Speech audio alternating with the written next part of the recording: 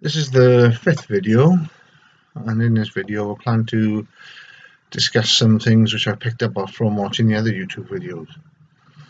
The first one is to do with paranoia, and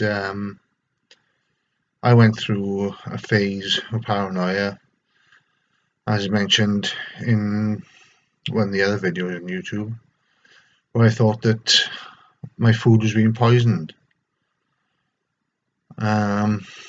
It was very hard, as it was my father that was making the food. But I thought that my food was being poisoned, and I was dying slowly. I don't know what to say about that, really. Quite obviously wasn't being poisoned. I'm still here. I don't know why I thought it. I really don't know why I thought it. Just some strange thought that came into my mind, and I just jumped to conclusions about something. Maybe, I'm not sure. I don't remember properly, but I do remember that I went through that in my delusions.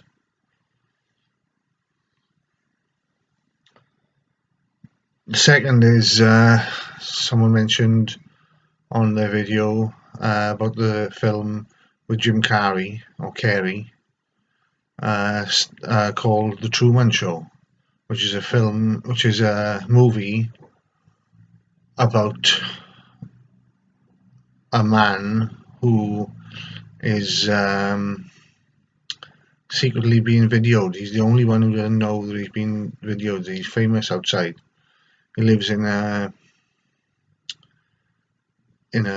false environment, a false city, which is all undercover, and they make the weather there, and it just covers everything that you could possibly think about what you could meet in your life. Every neighbour knows that it's him that's being videoed, and everything is for him to believe that he's actually in the real world, and he's not. That there are hidden cameras everywhere, and that was something that I went through as well. I thought there were hidden cameras everywhere. There were some holes in the wall of my bedroom and in the ceiling, and I covered them up with blue tack. So blue tack is like a sticky substance that you use for putting up posters on walls, or hanging something from the wall by blue tack. And I thought there was hidden cameras in my room, and I didn't actually think there were hidden cameras outside, that I was being filmed outside, but I thought there were video cameras in my room, and my father was all part of the plan of it. He knew there were hidden cameras there, and that's what I thought anyway. And so when I studied my Access to Humanities course in college, and it came to the point of choosing what university to go to, I chose one that was far away from home, because I wanted to get away, because I was believing all these delusions about my father and my family, that they were all in a conspiracy against me. So I went to university in Essex, which is, I don't know how many miles away, but it's as far east as I could go. It's almost on the coast of East England, and I'm in Wales.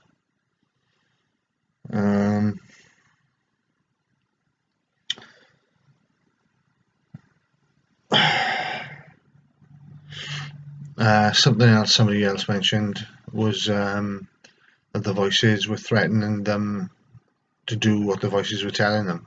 That if they didn't do what the voices were telling them, that somebody would get hurt. That's something I went through as well. Thought that if I didn't do what the voices were commanding me to do, then somebody would get hurt. That follows on from my big delusion about the people torturing students on the campus. And it followed me back to Swansea, and the same delusion, but in a different way.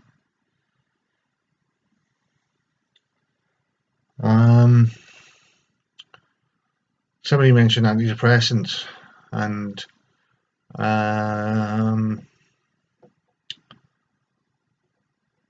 I think I need antidepressants, but the doctors won't give them to me. They did give them to me for a little while, but I stopped taking them because they weren't working. The first batch I had worked really well. The first month on them went really well, and I felt a lot better. So I suppose I must suffer from depression. I think I suffer from depression. I think I have depressive psychosis, not schizophrenia. I've been very depressed throughout my life. My mother left when I was 7. My mother and father had a divorce.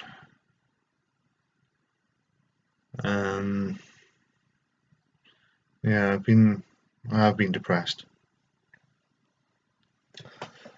When I came back from university, I didn't get in touch with any of my old friends.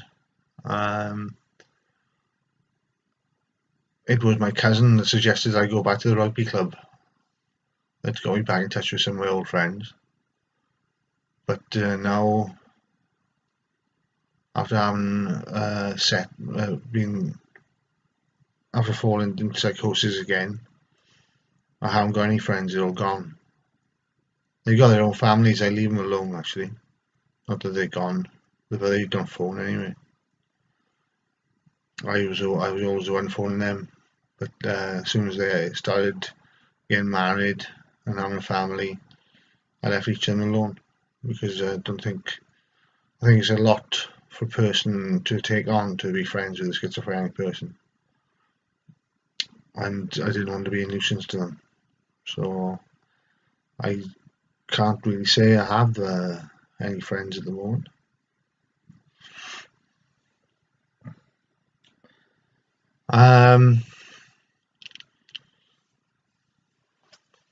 On one of the videos I watched, the guy doing the video mentioned that he likes the Beatles. Well, I like the Doors. I saw Oliver Stone's movie with Val Kilmer as Jim Morrison, and that was it. I was hooked on him. I looked up to Jim Morrison because he was a wild child, and that was something that I always aspired to be. I'd taken drugs. I started taking drugs when I was 15, and still took drugs up to this age. Although I have been off drugs for the last 5 months or so, or 6 months or so. I thought, but when I started getting into Jim Morrison, I started writing poetry, and this was when I was undiagnosed, and I didn't know I had a problem at all, and I thought I was Jim Morrison reincarnated. Pretty crazy. And then when I was in university, I thought I met Jim Morrison, that he was still alive, that he came to the university bar, and he had a beard and was squinting out of one eye, and I talked to this guy who I don't think had anything to do with university. I talked to him in the university because I thought he was Jim Morrison. I can't remember the conversation we had, but he was rambling on about something, talking to me, but I didn't know what he was saying. Couldn't understand him.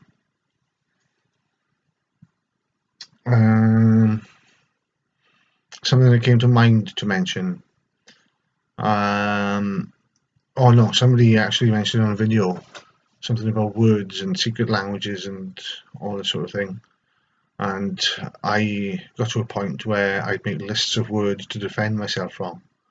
I thought that the words were harmful or wrong or of ill meaning or something. I'm not sure what that delusion was, and it might still with me now.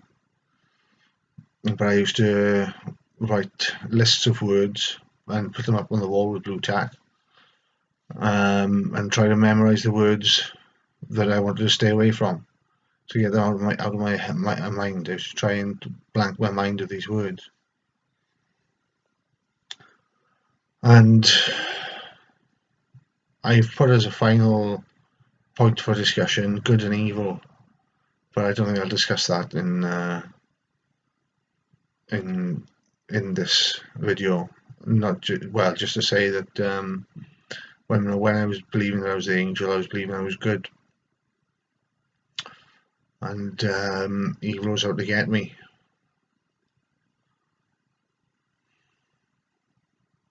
Yeah, I won't say any more than that. I'll try and go into in more depth in another video.